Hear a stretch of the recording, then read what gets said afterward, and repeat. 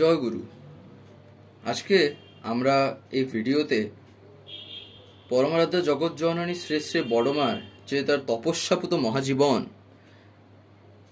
তারই বিশ্লেষণ করব এবং এই ভিডিওর আগেও আমরা 2-3টি ভিডিও ছেড়েছিলাম, সেগুলো যারা না শুনে থাকবেন আজকে এই ভিডিওর ডেসক্রিপশনে তার ওই প্লেলিস্টটা দিয়ে দেওয়া হবে।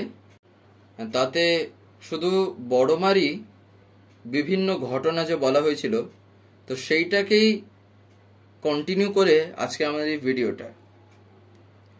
পুরুষোত্তমের লীলাসঙ্গিনী, যিনি তার জীবনে সুখ আরাম বিলাসিতা নাই, দুঃখের অগ্নি তপস্যার ভিতর দিয়ে একদিন তিনি শান্তি ও আনন্দলোকে উত্তীর্ণ হন।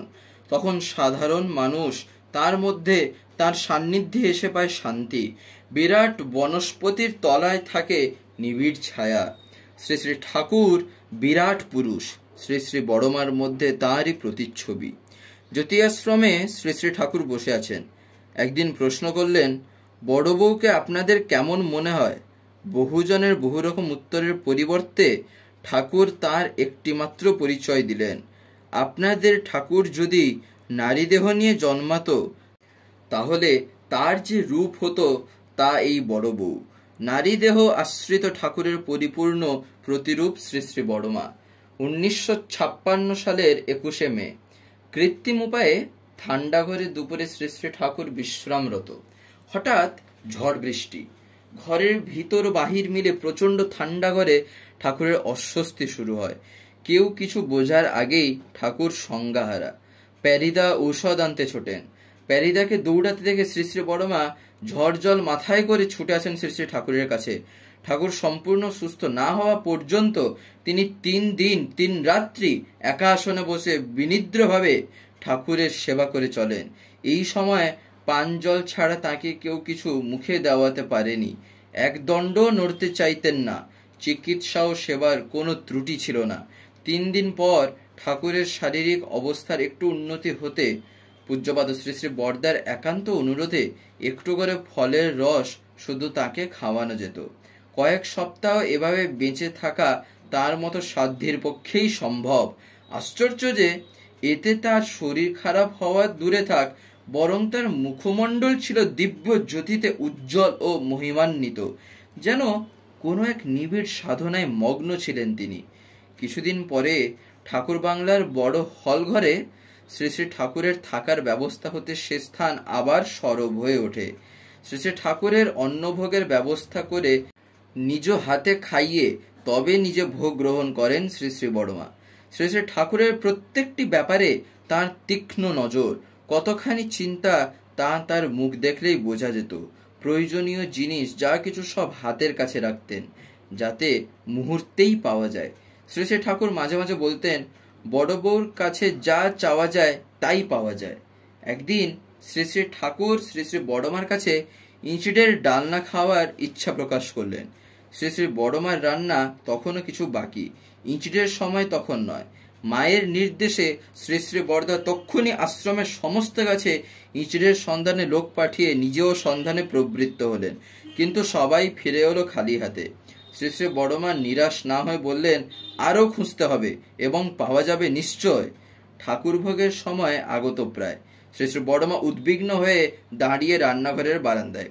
হঠাৎ দেখা গেল বড়মার রান্নাঘরের পিছনের কাঁঠাল গাছটার একেবারে মগডালে একটা ইঁচড়। ডালনার উপকরণ আগে থেকেই প্রস্তুত ছিল বড়মার। কয়েক মিনিটের মধ্যে অতি সুস্বাদু ইঁচড়ের ডালনা প্রস্তুত করে ঠাকুর ভোগের ব্যবস্থা সম্পূর্ণ করলেন। ব্যাকুলতা নিয়ে পরম পুরুষের সেবায় নিযুক্ত থাকলে সেবকের প্রয়োজন পূরণ করেন পরমা প্রকৃতি। শ্রী শ্রী ঠাকুরের কখন কি প্রয়োজন তা নিজে বুঝে আগে থেকে সংগ্রহ করে রাখতেন শ্রী শ্রী বড়মা। শ্রী শ্রী ঠাকুর ইচ্ছা প্রকাশ করলেন ভেড়া মারার সোনামুখী মুগ ডাল খাবেন। তখন বাতের ব্যথায় শ্রী শ্রী বড়মার হাঁটা চলায় কষ্ট। সবাই চিন্তায় পড়ে গেল। ভেড়ামারা বাংলাদেশের পাবনার একটি বিশেষ জায়গা। দেওঘরে এখন সে ডাল কোথায় মিলবে? গত্যন্তর না দেখে সবাই ছুটল বড়মার কাছে। বড়মা সব কথা শুনে বলেন, তার ভাড়ার ঘরে খাটের নিচে 3 নম্বর হাঁড়ির একটা কৌটোর মধ্যে কাপড় বাঁধা পুটলিতে আছে ভেড়া মারার সোনামুখী মুগ ডাল। ঠাকুরের ইচ্ছা পূরণ হলো। শ্রী শ্রী বড়মার ঠাকুর সেবা এইরকম। তার ভালোবাসা এত স্বতঃস্ফূর্ত যে প্রভু কি বলতে পারেন, কি চাইতে পারেন, তা আগে থেকে বুঝে জোগাড় করে রাখা তার সেবার জন্য। শ্রী শ্রী বড়মা ছিলেন মহাশক্তি স্বরূপা। শ্রী শ্রী ঠাকুরের কাছে একদিন এক দম্পতি এসে কাতরভাবে জানালো তাদের সন্তানহীনতার কথা। শ্রী শ্রী ঠাকুর তাদের নির্দেশ দিলেন বড়মার কাছে গিয়ে বলতে। দম্পতি তাদের দুঃখের কথা বড়মাকে জানাতে তিনি মাটির মুখের দিকে তাকিয়ে বললেন, সোমের উপোস করতে পারবি? প্রতি মাসে একটা করে, সারা জীবন ধরে করতে হবে, যতদিন বেঁচে থাকবি। মাটি জানায় পারবে। বড়মা উপোসের নিয়মাবলী মাটিকে বলে দিয়ে হাসিমুখে বললেন, যা, তোর ছেলে হবে। বছর দেড়েক পরে কোলে একটি সুন্দর পুত্র সন্তান নিয়ে মাটি দেওঘর এসে শ্রী শ্রী ঠাকুর ও শ্রী শ্রী বড়মাকে দর্শন ও প্রণাম করে যায়। শ্রী শ্রী বড়মা সাক্ষাৎ মা অন্নপূর্ণা। তার ভাঁড়ারে কোনো কিছুর অভাব থাকে না, টান পড়ে না কখনো। তার পুত করস্পর্শে সবকিছুই অফুরন্ত ধারায় চলতে থাকে। পরম পূজ্যপাদ শ্রী শ্রী বরদা একবার মাকে সাথে নিয়ে বর্ধমান ঠাকুর বাড়িতে গেছেন। মন্দিরে রান্নার ব্যবস্থা হয়েছে 30-40 জনের। এদিকে শ্রী শ্রী বড়মা শ্রী শ্রী বরদার শুভাগমনের সংবাদ ছড়িয়ে পড়ায় মানুষের সংখ্যা বাড়তে থাকে। আশ্রমের কর্মকর্তারা প্রমোদ গুনলেন। শ্রী শ্রী বড়মা ওই এক হাঁড়ি থেকে প্রসাদ বিতরণ করলেন শতাধিক মানুষকে। দেওঘরে নববর্ষ উৎসব এবং আশ্বিন মাসে বড় উৎসবের সময় এত মানুষ বেশি হতো যে আনন্দবাজারের বাজেট ছাড়িয়ে যেত। তখন পরম পূজ্যপাদ শ্রী শ্রী বরদা গাড়ি করে শ্রী শ্রী বড়মাকে আনন্দবাজারে নিয়ে যেতেন। শ্রী শ্রী বড়মা আনন্দবাজারের ভাড়ার ঘরের চাল ডাল ইত্যাদিতে শ্রীহস্তের স্পর্শ দিয়ে আসতেন। আনন্দবাজারে কোনো দিন প্রসাদের অকুলান হতো না। নিজের শারীরিক অসুস্থতা সত্ত্বেও তিনি শ্রী শ্রী ঠাকুরের স্বাস্থ্যের প্রতি বিশেষ খেয়াল রাখতেন। শ্রী শ্রী ঠাকুরের ভোগ, নিদ্রা, বিশ্রাম এসব ঠিকমতো হলো কিনা লোক মারফত সব সময় জেনে নিতেন। সেবা করার ব্যাপারে তার নির্দেশ ও পরামর্শে সবকিছু চলত। শ্রী শ্রী ঠাকুরও খাওয়া, শোয়া, ওঠা, বসা, বেড়াতে যাওয়া সব ব্যাপারে বড়মার পরামর্শ নিতেন। যশিডি ও মানিকপুরে শ্রী শ্রী ঠাকুর প্রায় দিনই শ্রী শ্রী বড়মাকে সাথে নিয়ে বেড়াতে যেতেন। গাড়ি চালিয়ে নিয়ে যেতেন শ্রী শ্রী বরদা। বেশ কয়েক বছর চলে এই ভ্রমণ পর্ব। 1969 সালের 9 জানুয়ারি বনভোজন হয় মানিকপুরে। কথা প্রসঙ্গে শ্রী শ্রী বড়মা বলেন, তোমাদের সকলকে দেখার জন্য আছেন ঠাকুর, আর ঠাকুরকে দেখার জন্য আমি ছাড়া কে আছে? সর্বাবস্থায় তিনি ঠাকুরের। তার অনুপস্থিতিতে ঠাকুর সেবার বিঘ্ন হবে, এই জন্য শত কষ্টেও তার অসুস্থ হওয়ার উপায় ছিল না।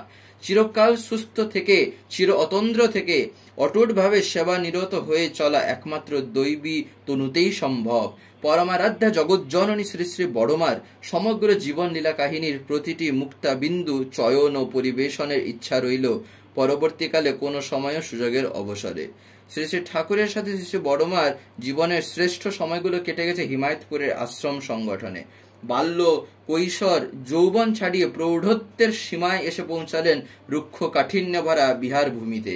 একেবারে নিঃসহায়, নিঃসম্বল অবস্থায় ফেলে এসেছেন অতুলনীয় বৈভবে ভরা তিলে তিলে গড়ে তোলা সাধের আশ্রম।